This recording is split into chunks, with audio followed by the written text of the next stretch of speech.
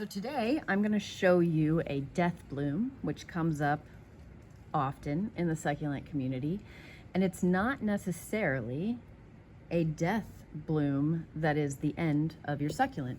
So this is a topsy turvy that had a death bloom a few months ago. This is what a topsy turvy looks like.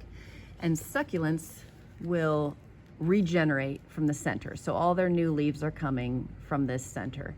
It's considered a death bloom when you have a bloom that comes out of the center instead of these new leaves regenerating. Typically blooms will come out under these side leaves and they'll pop up on the top, and then you'll get the flowers and you'll trim them off when they're done. But if a death bloom comes out of the center, then it's no longer regenerating the new leaves. That's why they call it a death bloom.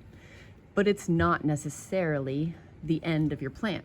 So this bloomed and it had all these really pretty flowers on it. So I was like, you know what, I'm gonna let it run its course.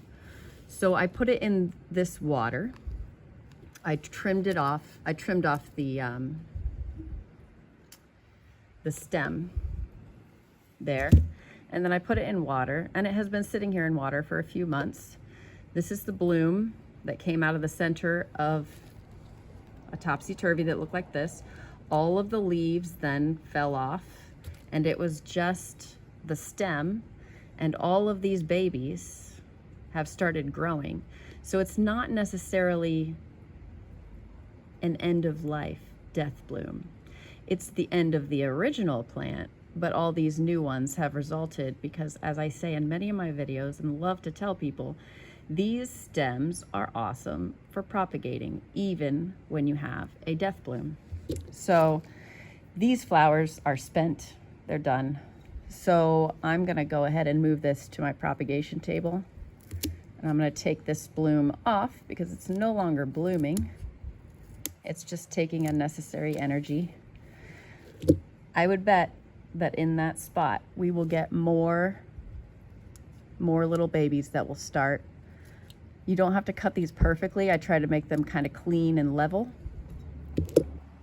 but that will dry out, and then very likely babies will come off of the top. So since I have these roots that have developed in the water, I am gonna go ahead and put this in some succulent soil and then move it over into my propagation tray where I have things planted and I bottom water them. And that is it. That will continue on, and those babies will grow until I will chop them off of that stem. There you go. If you want to learn more about propagating and arranging succulents, please subscribe to my channel.